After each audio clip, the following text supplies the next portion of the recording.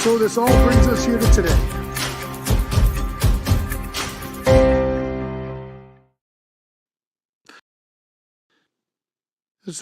brings us here to today. Where I announce that I am retiring.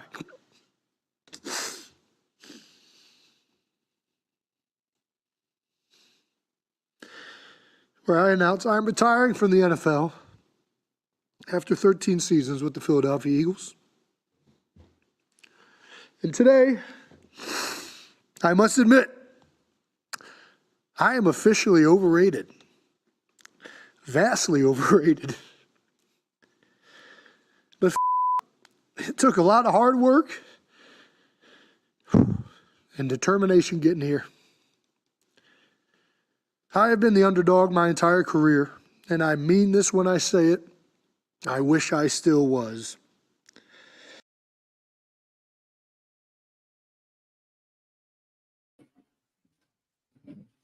What's going on, y'all? Welcome to the Check Swing Podcast with myself. I am Coach Justin, and of course, my man Miguel, Coach Santa, in the building. And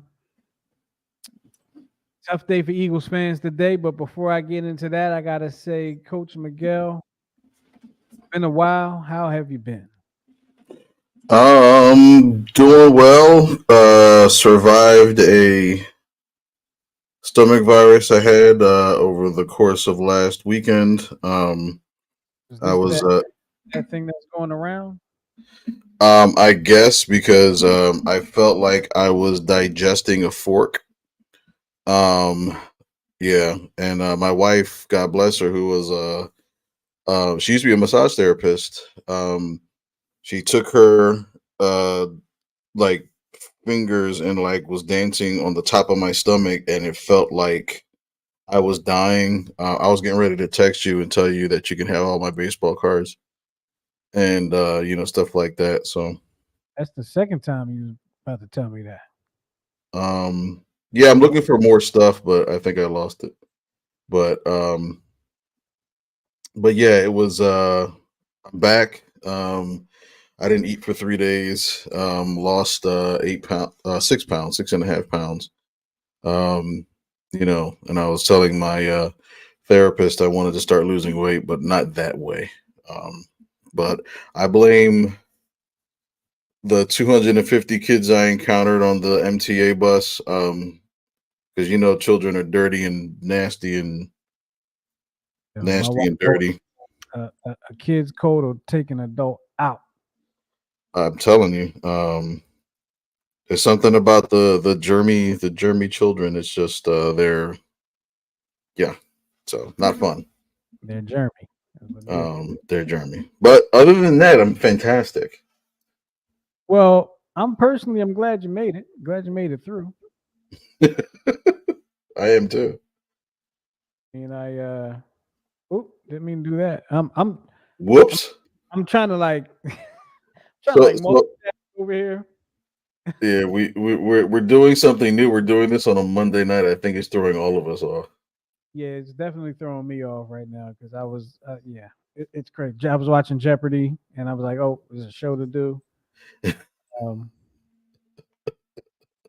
but yeah, I mean, You are the only participant in the oh conference. goodness, hold on. I'm sorry. We're live. Sorry.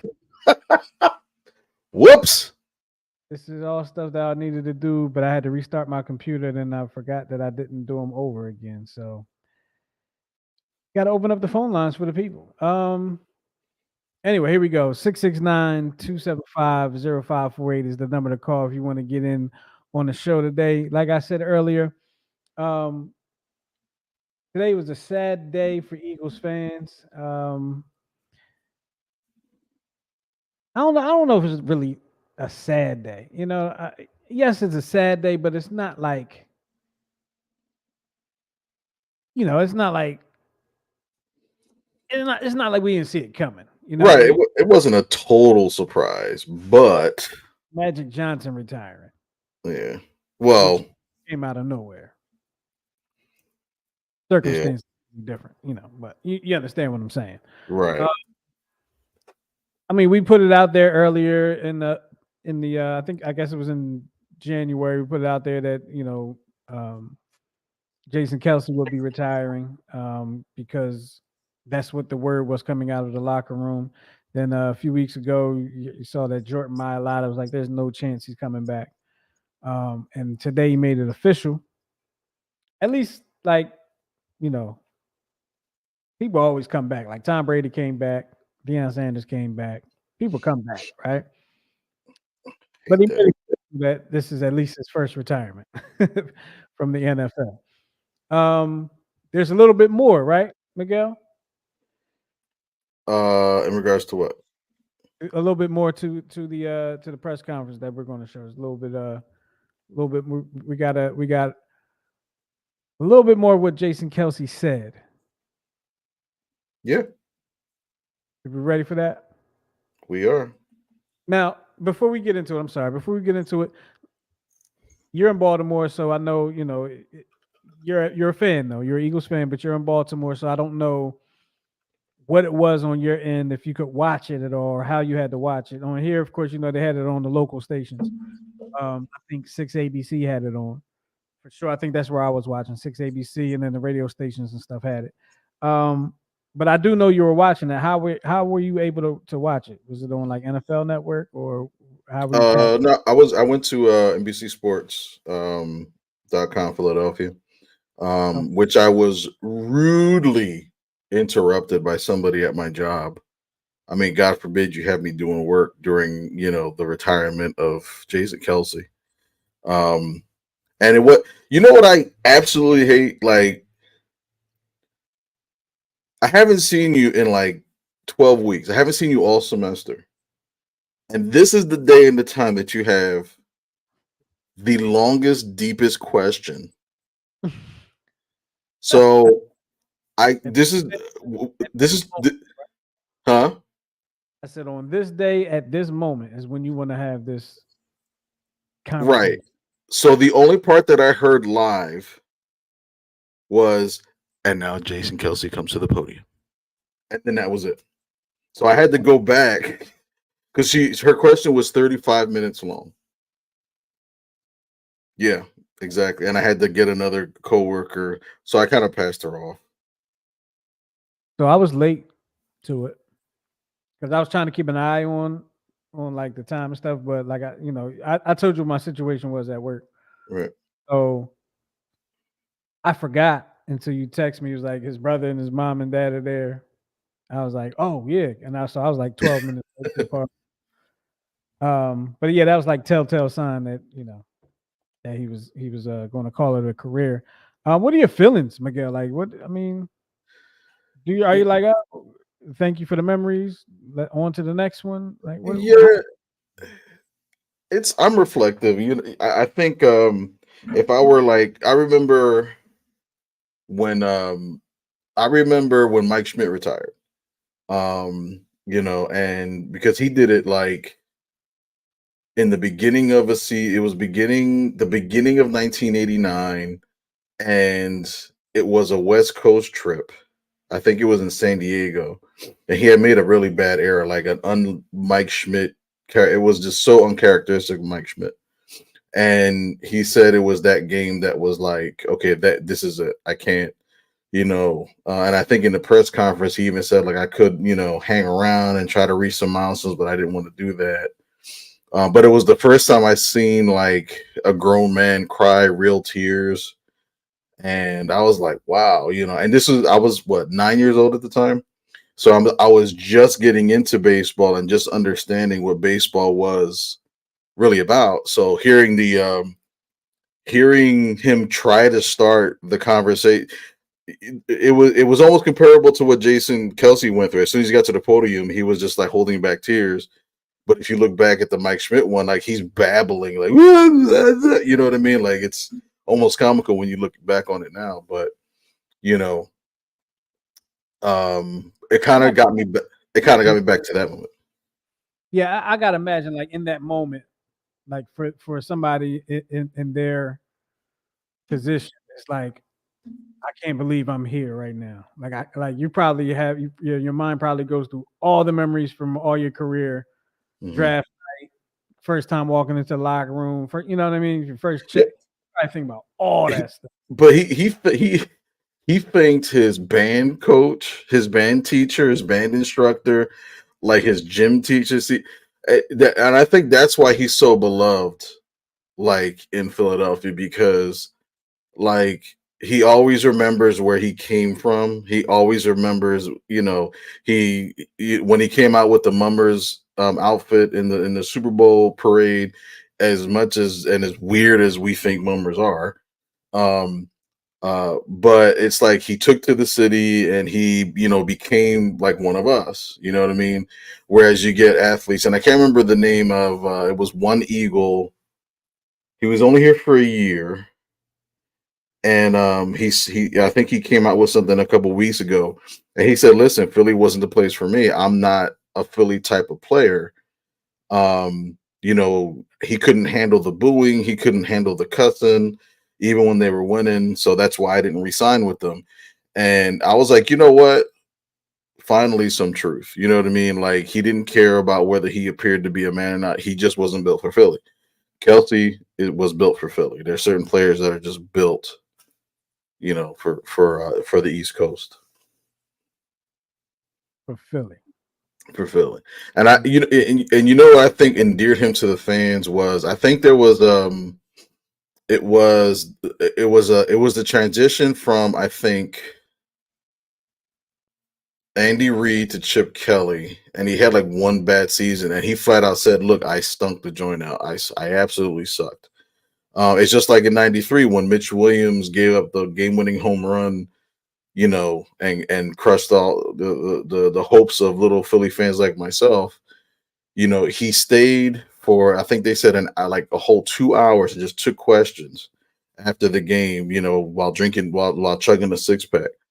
And he knew like he was gonna have to live with this and whatnot. And today, he can go around Philadelphia and people still buy him a drink because he's one of us. Whether you win or lose, and I think that's the secret to being able to handle Philly. Just be real. You know what I mean? Don't be, you know, as great as Donovan McNabb was and as great moments that he's had, to be the most passive aggressive, to be the most condescending person to almost ever lay, when you have to have a legend with you at your own retirement, your jersey retirement, to avoid getting booed and embarrassed, you know what I mean, is very telling.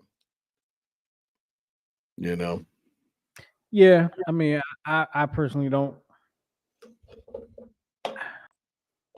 there's no I don't why else would you have Brian Dawkins there? oh yeah, I personally don't like the fact that Donovan gets treated like that here. To be honest with you, because I don't think he deserves it, honestly. But You know why he deserves it? Every single time he does an interview or talks about Philadelphia, when nobody even freaking asks him about what he thinks. Nobody cares what he thinks about Hurts. Nobody cares what he thinks about the Eagles offense. He always mentions being booed at the draft. And we're the draft was what 2001, and we're now like, dude, this is 22 years old, and it's still one of the first things you bring up in every conversation with any human being. You know what I mean? it is what it is. It's part of his story, right? I guess. Right, but it's like you About it, overcame all that. we're tired of hearing about it because it was our people. But if we Right. were, I don't know, New Orleans Saints fans, probably they probably not tired of hearing about it. So it'll get them paid. Anyway, I'm sorry. Um, let's get into a little more into Jason Kelce here. So whenever I was faced with doubt in my career, be it from fans, from coaches, even from my own teammates, the American dream would burn from deep inside my bones. Which leads to my last Jeff Stoutland quote. Hungry dogs run faster.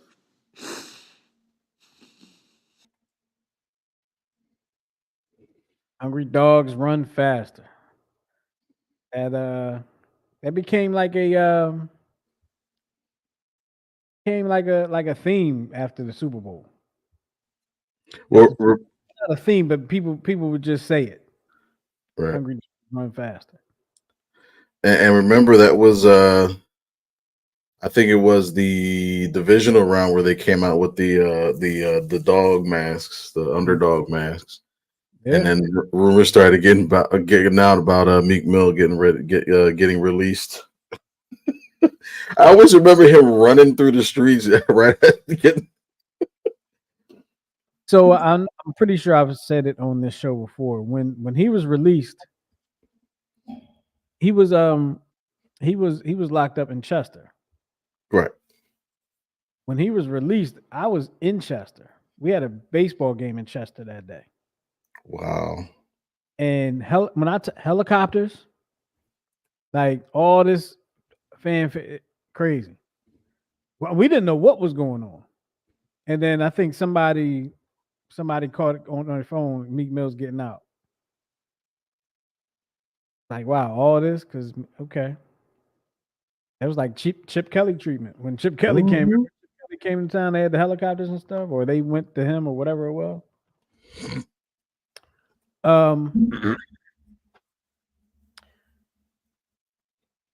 It's rare that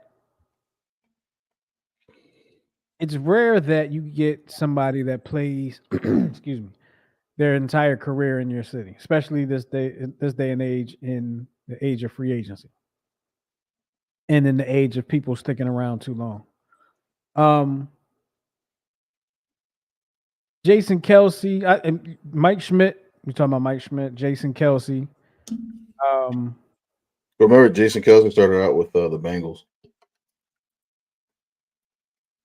He did. He was drafted by the Bengals, and then we got him in a trade. Who'd you say now? Kelce. You said Kelce. Mhm. We got Yeah, him he did. last night. I don't remember who he was traded. It may have been just for like a draft pick. Not that he was a throwaway pick. But I'm almost positive he was drafted by the Eagles. Matter of fact, he was drafted by the Eagles. He was drafted by the Eagles. He mentioned it today on draft night. He got the call from Andy Reid and all like that. oh, you're right. I'm thinking of He's thinking of Bill Burger. He was drafted by the Bengals. all right. So to go back to what I said before, I was so rudely interrupted. My bad.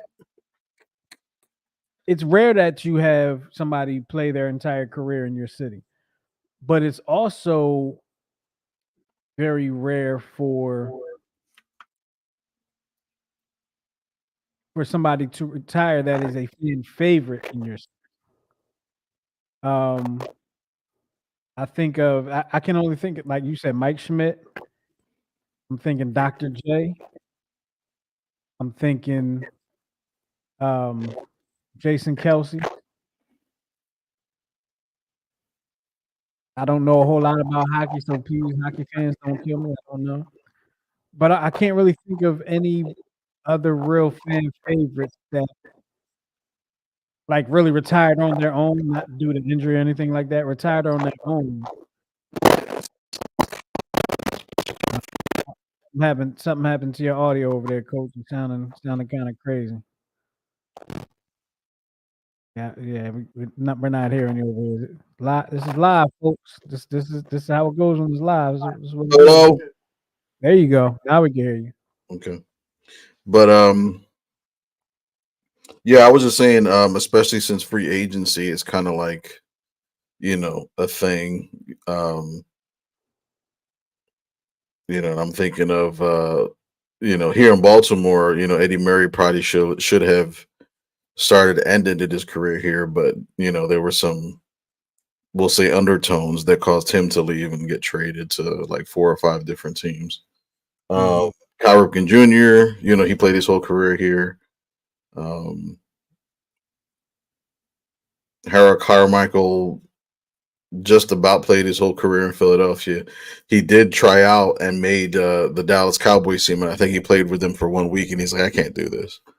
So, he retired. But because of free agency and things like that, you don't see the Yeah, it's homegrown very talent. rare. It doesn't happen. I mean, think of some of the fan favorites. Brian Dawkins. He ended up in Denver before he had to come back and retire as an Eagle. I think what's my man's name? He's going to retire as an Eagle this year, or did he do it last year? Deshaun Jackson. I think didn't Shady retire as an Eagle? He did. Yeah. Yeah, I mean, like they'll come back. You know what I mean? Allen Iverson went away, went to a few different teams, and I really feel like we never really got that Allen Iverson retirement thing. It was just kind of like he was done. You know what I mean? Because he didn't show up. I'm sorry. That was a cheap shot. Kill AI. You're always trying to kill my man AI. Practice. But yeah, it's just very rare, very rare. Are we going back to Jason Kelce at all? We can. No, I didn't know if we were doing 2 or 3. My fault. No, it was just the two, but I think the rest of it is just. I think that's the rest of it. Don't you do that. Do that. All right. So 669-275-03. Excuse me. 669-275-0548. I was thinking of an old number. I don't want to go back to, I'm looking at the notes here, but I mean, we can whatever you want to do. Actual sad news. The death of a couple of sports figures. Can we do Mort first? Sure. Go for it. So one, we got ESPN analyst Chris Mortensen passed away. I think 2 days ago now, Miguel. Mhm. And about a year ago, he went off air. Was diagnosed with throat cancer, and I believe this was his second bout with cancer, if I'm not mistaken. I think he went off air one time before Mhm. for a while and was fighting cancer. So he unfortunately passed away over the weekend. It was Saturday night, I believe. Saturday night, the word came out. So great analyst. Always enjoyed his analysis on things and his reporting on things. And thanks for the memories, Mort. That. The other one, another one that we had here is Mike Virgil Jones. No, his middle name was not Virgil, I don't think.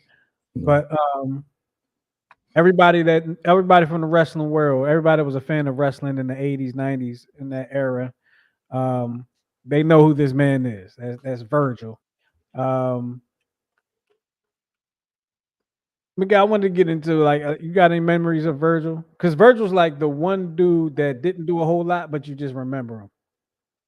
Yeah, I think because they gave him a push when he so for the wrestling fans that don't know, what is this Gen Alpha, Gen Beta, Gen Week, whatever.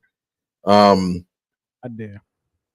So Virgil or Mike Jones played this character, Virgil, who was the quote unquote bodyguard of the $1 Million Man, Ted DiBiase. Was he supposed to be a bodyguard? Yeah, he was his bodyguard. Basically, he would always sit next to him and he'd be just counting all the money and he'd be in those scenes where they're in a limo and stuff like that.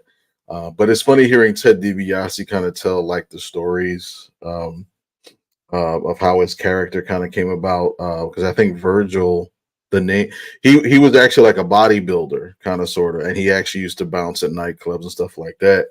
But he was very disciplined in keeping himself in shape, and but he didn't really care to wrestle, so he played the part, pretty much perfectly well. And then when they gave him the push, where he, turned on Ted DiBiase and stuff like that, he really wasn't like the wrestling type, so it didn't, he got the push, but it didn't, go anywhere. Right. But he kind of became like a beloved figure more so after his wrestling career, because he did have like a brief reprieve when Ted DiBiase went to WCW, and he revived his character somewhat, but they were part of NWO and all that stuff.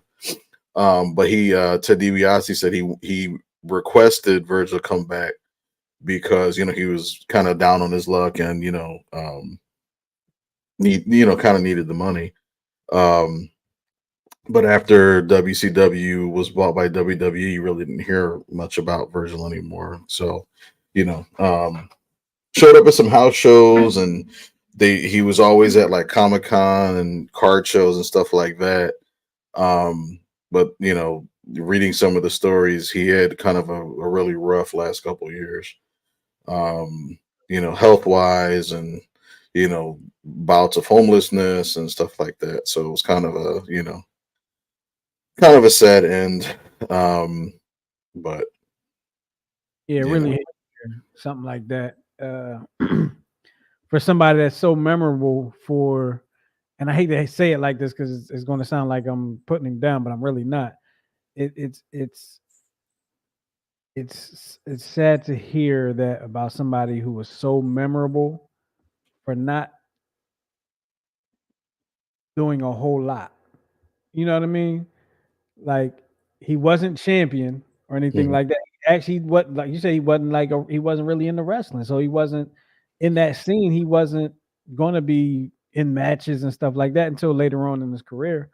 But you knew him because of the $1 Million Man character and the role he played with $1 Million Man. It was always interesting. Then he would come up when he want to put did he put the money in the mouth, or did $1 Million Man put the money in the mouth? Yeah, $1 Million Man would do that. They had the little child. He said he would give him $100 if he could dribble the ball for do 10 dribbles, and then he would kick it away on the 9th dribble, stuff like that. He would challenge people to push-ups. I'll give you $1,000 if you can do 10 push-ups, and they would fall over on top of them or whatever. So stuff like that. So it was one of those characters that was just like it just made you mad. You know what I mean? And I think he got the big push. Because DiBiase was saying that was like a year in the making. Because eventually, characters, they fade out. They got to change up and stuff like that. So. And I think I just saw it kind of just brings me back to my childhood, which was like, watching Saturday morning wrestling and Tuesday Night Titans and stuff like that. It just kind of brings back a lot of good memories. Now that one I don't remember, Tuesday Night Titans, but I do. It was on TNT. You had to have cable. But see, I remember. Well, you know what? I probably just didn't watch. I did have TNT and stuff. Mm-hmm. I didn't watch I didn't watch wrestling during the week because I didn't even know it was on. Mm-hmm. I got until Monday Night Raw came on. Yeah, because you were a diligent student, getting extremely good grades because you were in bed by 8 o'clock every night. Yep. That's the story I'm going with. Absolutely. Here we go. What I'm going with. Don't ask my folks. All right. Well, rest in peace, Chris Mortensen. Rest in peace, Mike Virgil Jones. All right, let's talk about Phillies a little bit before we get into some of this other stuff. Actually, you know what? I'm going to talk about something a little more fun. Okay. We're talking about something a little more fun. We're going to stick with the baseball theme. Okay. I want to talk about. Yep, you guessed it. I want to talk about the end of Dollar Dog Night. This was. I don't know how tapped in you are to Philly news, right? Dude, I can get to Citizens Bank Park in an hour and 3 minutes. You always say you're so down there in Baltimore. What part? Listen, hey, you forget. I used to drive to DC once a week for a couple years. Don't forget. I know where you are, but I also know that you don't get 6 ABC, you don't get NBC 10, you don't get whatever the case may be. So I don't know if you're watching Dude. those. And the reason I say that is because on the local news, this was such a big story down here or up here, That, wherever you are. so if I'm able to get this in the notes, then I'm tapped in. Okay. All right. I mean, I don't have 6 ABC. I don't have, Comcast, Sportsnet, whatever it's called now, NBC Sportsnet. But I have something more valuable, which is called the internet. I can dig it. I can dig it. Well, since you're all tapped in, Coach said, then you already know that this was like such a big deal to what's going on, Dre. I was actually supposed to give Dre a call tonight, but it didn't happen. Sorry, Dre. Sorry about that. I'm sure he's disappointed.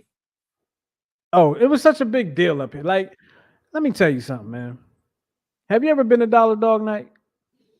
Yes, and I in my whole career, I believe I've caught 3 hot dogs. One of them, Or yeah, I caught 3 hot dogs from like the off from the the guns off the little hot dog shooter? yeah. Oh, that's cool. I never caught one. My boy caught one next to me one time, Mm. but I never caught one. I So- didn't even think. I didn't ever think to ask you that. That's kind of crazy. yeah, in 10 years of going to games, I caught 3 hot dogs. Three of them things, like that's kind of crazy. Yeah, and they were all 3 hot dogs are probably the worst made hot dogs ever. Listen, and I said it the night of the when they announced the Dollar Dog Night is not happening anymore. The hot dogs on Dollar Dog Night are the worst hot dogs I've ever had in my life. Garbage.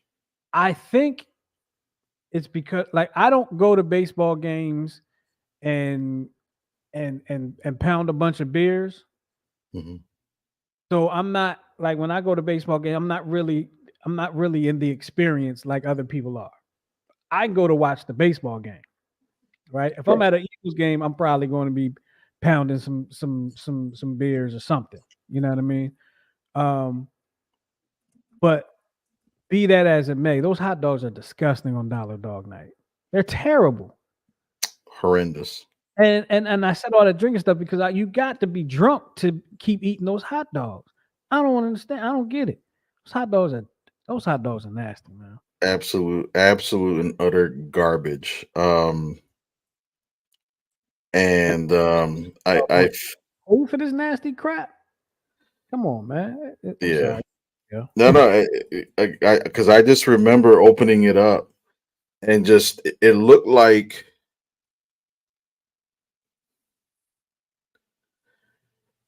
it was a combination of like my hot dog looked refurbished. Like it was it looked like somebody tried it, didn't like it, Man.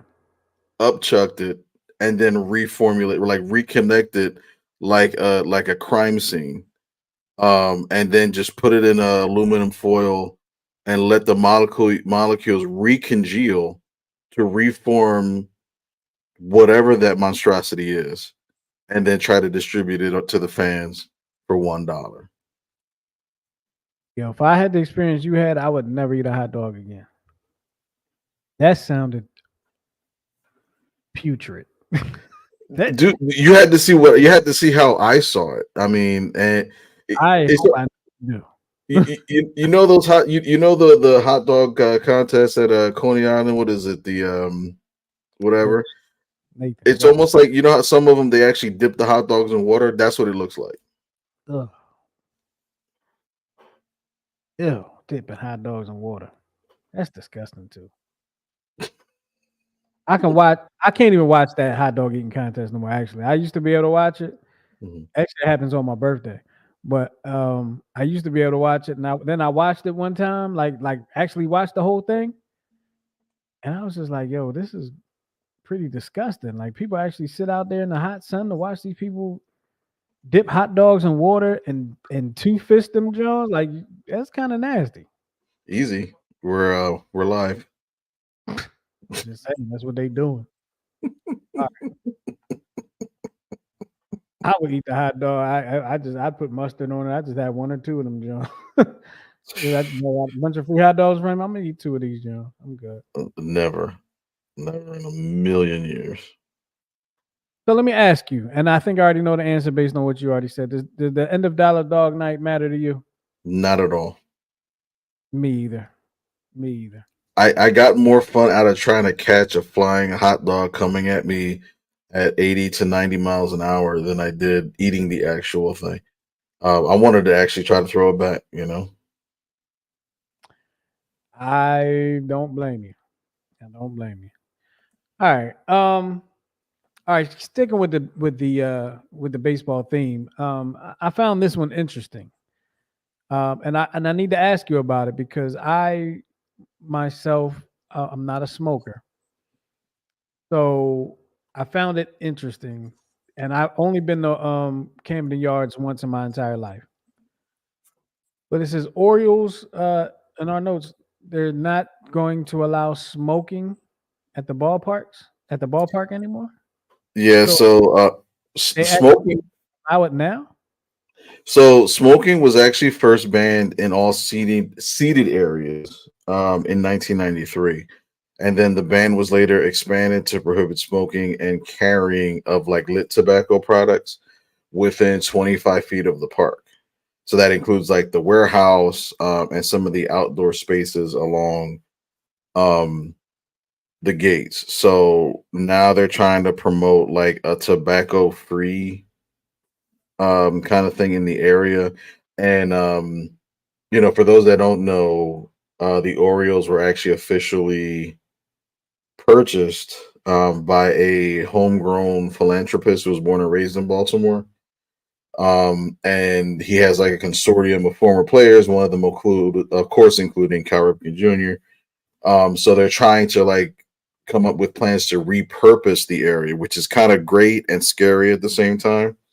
And I think I told you this a couple times. Like the first time I went to Camden Yards, which was 2 years ago, there was by the warehouse. There was a restaurant that's called Dempsey's, which is named after Rick Dempsey, who was the catcher for the Orioles. When me and my wife went last summer, the same kind of background sign, if you will, was renamed Sportsbook.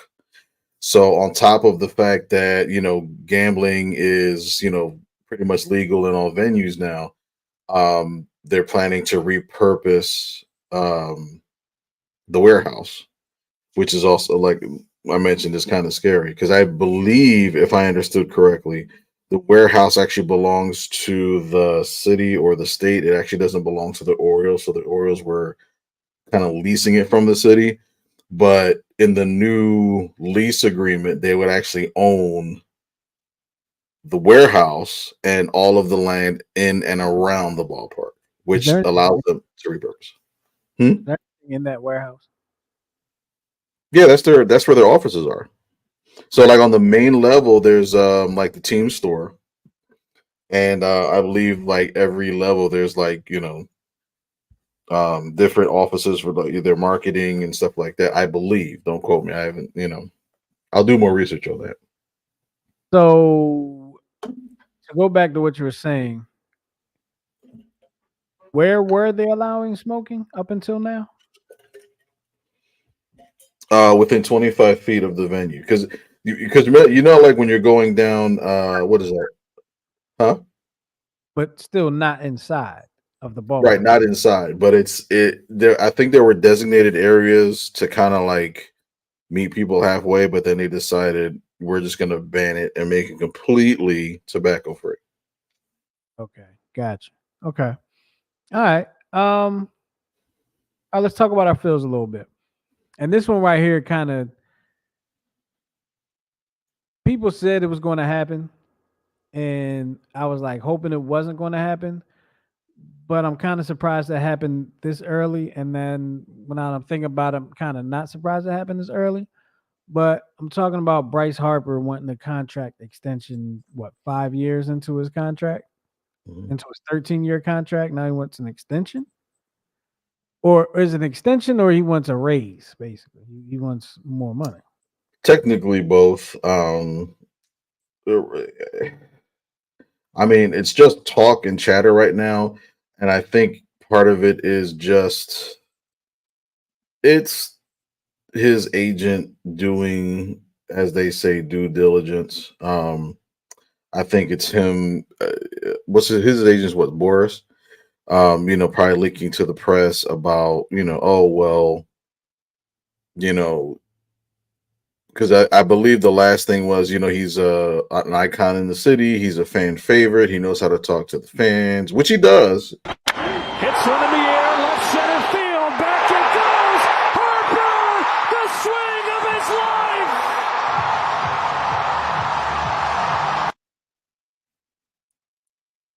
life. My bad. I thought that was just a picture. Uh, Video. Sorry about that. we're live. That was it was actually part. Start your computer before the show, and you don't really get to discuss the elements of the show. That was the bit for the jerseys, the new jerseys. My bad. That- All right, well that joke's out the window. We can still do it. No, but going on in this video? yeah. But what the hell was I saying? Da-da-da-da-da-da. You were talking about Bryce Harper and his contract extension. Oh, and how I think it's Scott Boras just leaking to the media. Yeah. I just think it's just the agent ploy, just trying to, test the waters, and but yeah, it's way too early. I mean, dude, you have a no trade clause. Everything's guaranteed. You have the popularity. I, I think you wait a couple more years before you start asking for a raise.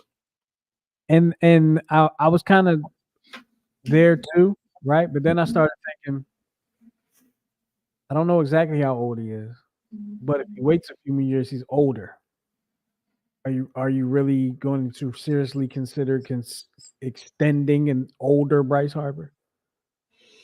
But I are mean, you considering extending Bryce Harper with like what 8 more years left on the contract?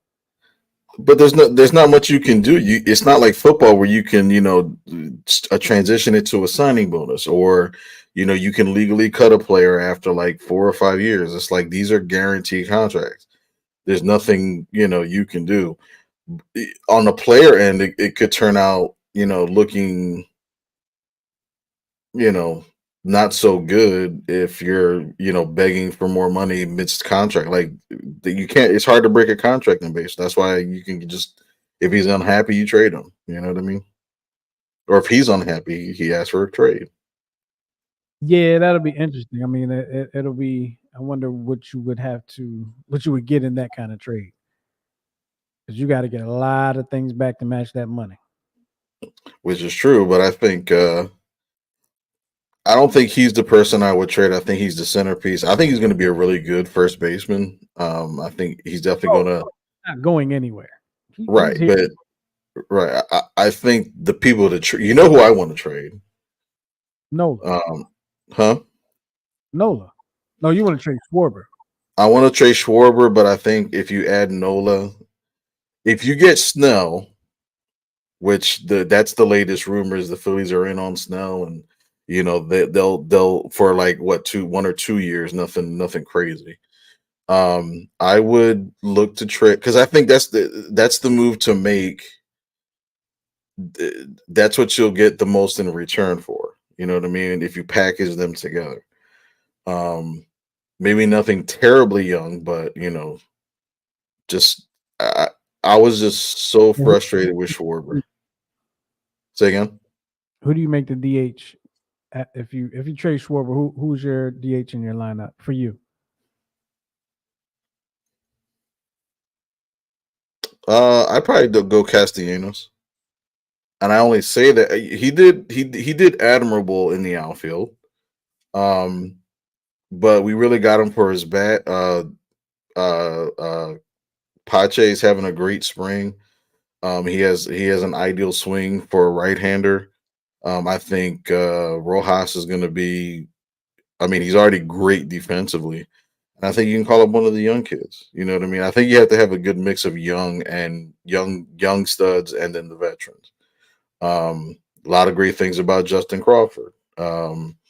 He's got an A+ arm, he's got great speed, and he doesn't hit for power, but he hits to the gaps. You know, this team needs speed, man. Speed and contact. It's like we were a bloop and a blast team, and then in the postseason, we neither blooped nor blast. You know what I mean? You can't live and die by the home run like you used to, and even then, you really couldn't. So back to your line. Your outfield now? Is it Rojas, Marsh, and Pache in this situation we're talking about? In this, Yeah, imagine.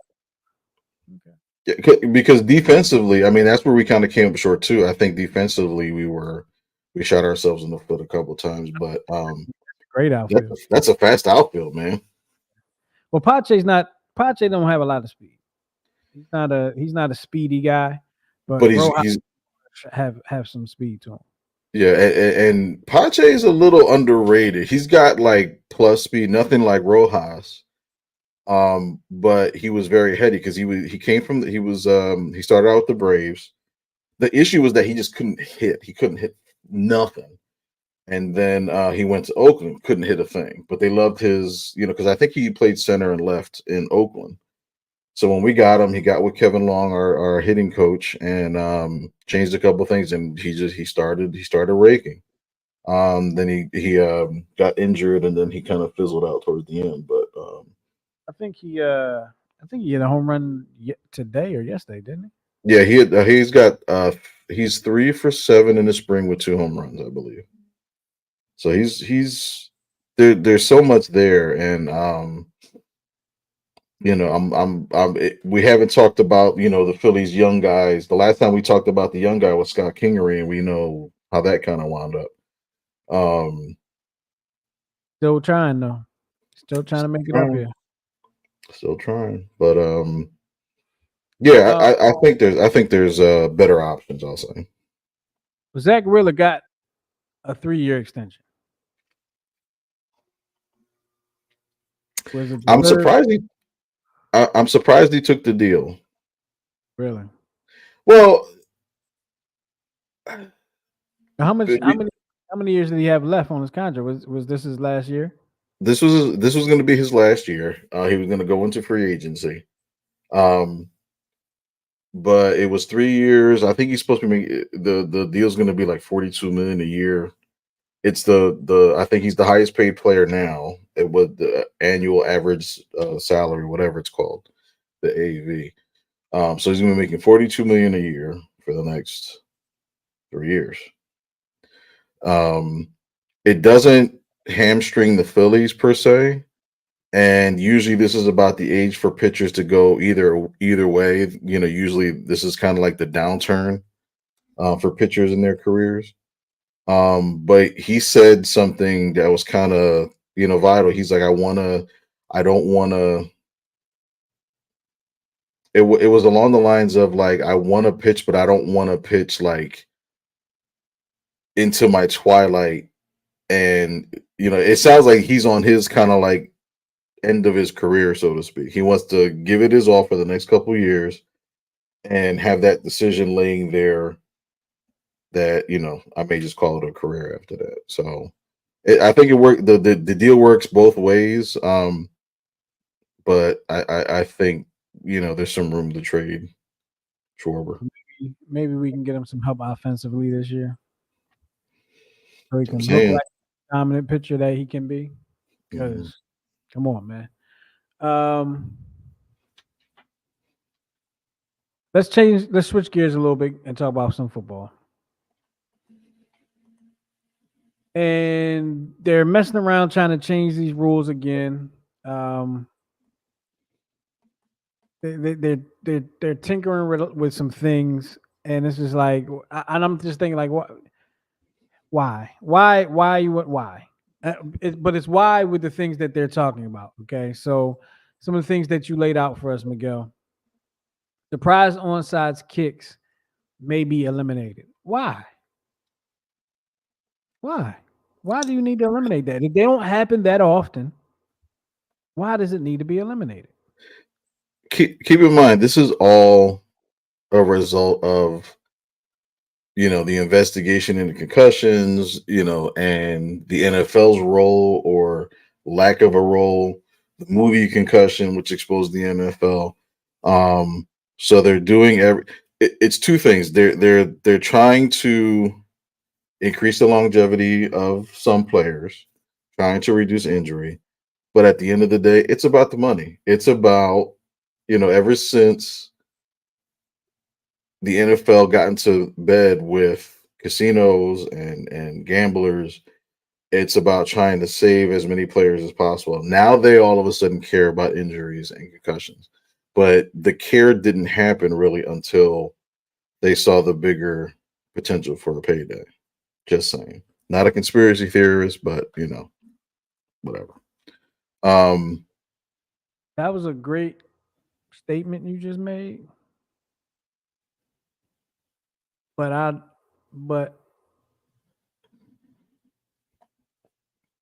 don't see how eliminating a surprise onside kick is helping to prevent injuries. When a surprise onside kick, we may go a whole season without seeing a surprise onside kick. It's the only thing I can think of. It's the diving for the football and the the stuff that we like violently. You know what I mean? And I think sports in general is trying to get away from a lot of the violence to the point where even in our video games, and I'll say this because me and my buddy, we like to play NHL. NHL, we play NHL 23 was the last game that we played because the violence is funny in it. It's like over the top or whatever. In 24, the new NHL, it's gotten such a bad review because you can't hit anybody. And like we were kind of going back for like, why would they take away the one thing that brings us like personal and eternal joy? Just being able to elbow somebody in the face. Now it's like you have to like do it a certain way. You can kind of bump them and then the puck goes away, but there's no like they're taking away violence, even in the video games. So it's like it's kind of across the board. I don't like that. They need to keep that in there. Right. That's really the whole reason to play a hockey game for people that aren't really fans of the NHL. You remember what were those games called? Like baseball, what was it called? Blitz, NFL Blitz, and baseball had what was it? Was it called MLB Blitz or No, baseball had what did baseball have? Slugfest? It was Slugfest where huh? Never played it though. You never played it? Played it? No, I never played it. Man, you would have lived where Manny Ramirez would beat the piss out of like Nolan Ryan or something with a flaming bat. It was absolutely joyful. But it's like it's too over the top, whatever. Um, and even with like the proposal of which is this one's slightly different. The kickoff proposal to start on the 40-yard line. That's like, I was reading it and it just reads weird to me. Like when I'm trying to understand it. All right. So can I read this? Can I read Go this? ahead. All right. Proposal for teams to kick from the opponent's 40-yard line, which right now they kick from the 40 now? Or they kick From their own 40. They're talking about kicking from the opponent's 40.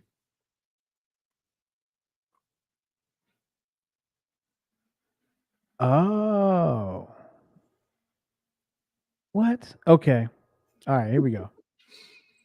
Proposal for teams to kick off from opponent's 40-yard line with the goal of increasing returns. No players except the kicker and returner can move until the ball is touched. Let me pause right there. Didn't they do this in the XFL? I believe so. I thought the end of the I think I only watched like a tenth of a game. I think they did something similar to this in the XFL. I feel like there was something similar. I might be wrong, but yeah. Okay. So, all right. If the ball doesn't cross the 20-yard line in the air, it's treated as out of bounds, and the receiving team gets possession at their own 45-yard line. So think about it. You can kick off from their 40-yard line and get a 5-yard loss depending on wherever the ball drops. That is so weird to me. If kicker kicks the ball into the end zone on a fly, a touchback results in the ball being put at the 35-yard line instead of the current 25-yard line. So, for so many reasons, it just didn't make sense to me. At one point, they wanted to eliminate kick returns because of injuries. Now they want to bring back kick returns, but not have the ball be kicked from as far. And now they're encouraging you to kick it to the person so they can run it back. Right, but keep in mind you can't move until the ball is off the tee and in the air. You can't move until the ball is touched by the return man.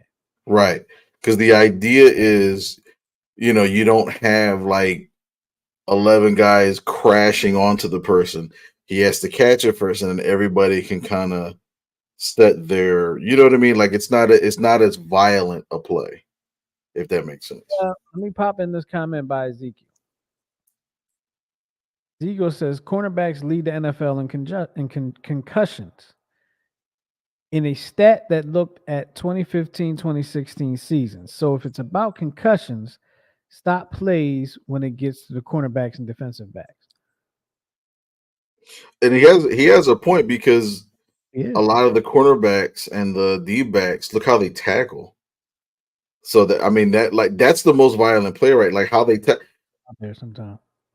Yeah, the most annoying type of tackle I see is when they put their head down and they're trying to go for the shoulder tackle, and it's just an easy they hurdle over them. It's the most annoying play, and I think we see it a lot with Eagles players, unfortunately. But Especially this year. yeah. Exactly. And I think what was interesting is, remember, the tush push actually did not. They said there was less injury and less success with somebody pushing the quarterback on the quarterback sneak than there was with the regular quarterback sneak. Can we still do the tush push without Jason Kelce? Well, I think that Landon Dixon is the heir apparent because he was drafted as a center/guard. You want to talk about how close you are to Philly? The man's name is Landon Dickerson. You are too far away from Philadelphia. Don't judge me. I don't appreciate the inconsideration. Plus, it's the off season. Okay, I always mess up the names. Whatever. Shut up. Well, you have Cam Jurgens is supposed to be the next up at center. Landon Dickerson was actually, I think, drafted to be the center, but I think they like him a little better at the guard position. Yeah. And drafted Cam Jurgens to replace Jason Kelce. So we'll see how that works out. That's going to be an interesting story come training camp. No Jason Kelce. If Jason Kelce become a coach of some sort with the Eagles, got to be with the Eagles. That would be. I think that would be the best thing in the world. Because he was taught. He's taught by one of the greatest, offensive line coaches that ever existed. I think it would just be. Yeah, and he's a teacher he's got the feel of like a teacher by nature, even though he speaks so eloquently for a football player. I think it would just be. It just suits him perfect, Yeah, I can see that. And I think the Eagles are in good shape though, because even with them, I think they released Kevin Byard and Yes, they did. Yep. They're close. They're going to be close to 60 million under the cap. They're in good shape. I would say Quan Barkley, Derrick Henry in my backfield because you can Bro. afford them, and then I would trade all of my other running backs for DK Metcalf.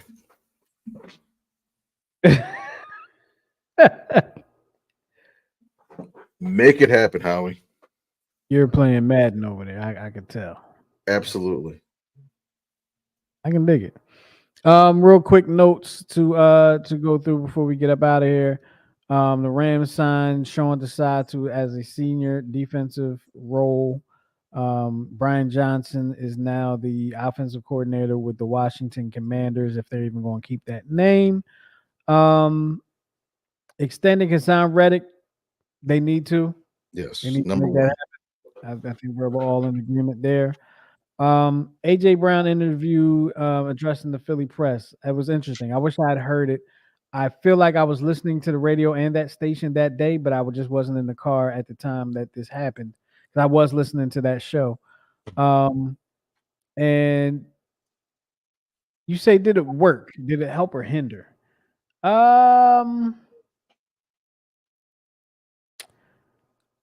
I'm going to say none of the above. I think it addressed. I think it did more help than hinder. I think it addressed because he addressed the rumors head on. He's like, I love Philly. I don't want to leave. He talked about like his competitive nature, his competitive spirit, which is why, Jalen, he addressed Jalen Hurts's demeanor, stuff like that. And I like the fact that he said, don't change him. Like, that's how he is. He was successful with it. Nobody said anything. And then when he doesn't have success, then they want to say something. So it's like, so I think it did, I think it helped more than it hindered, but it maybe moved up a nodule, because receivers are who they are. You know what I mean? You got to know what you're dealing with, who you're dealing with. I think where it helped was with the what you said. He loves it here in Philly and all like that. Helped with the fans, right? Mm-hmm. I don't think anything was really hindered. I read the interview. I read an article about the interview. And both sides kind of spoke their piece and said where they're coming from. I think it was good for AJ Brown to say some of the things he said, that some of the things that people say or write, they just get from somewhere and just run with it as if it's the truth, and Big sometimes issue. not. Big issue. And one of the things about journalism, you don't give up your sources. You don't do that. But you know what though? That's how you're able to maintain sources. Which is true, but it just seems like a lot of things. I think that gives a lot of weak reporters, bad reporters, an out to lie. Yes, it does. You know what I'm saying? Like, here's the thing, right? Do you remember when Deshaun Jackson was traded? When Chip Kelly got rid, or when I think he was, I'm sorry, he was cut. He was cut. LaShawn McCoy was traded, right? Do you remember what ran? Oh, McCoy was cut too, and I thought it was Macklin that was traded.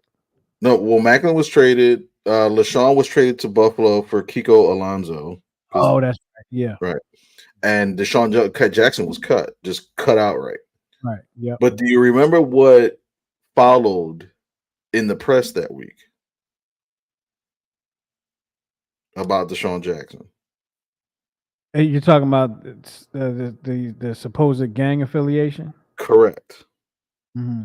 Here we are 10 years later, nothing happened. You know what I mean? And it wound up being a rumor that was circulating around.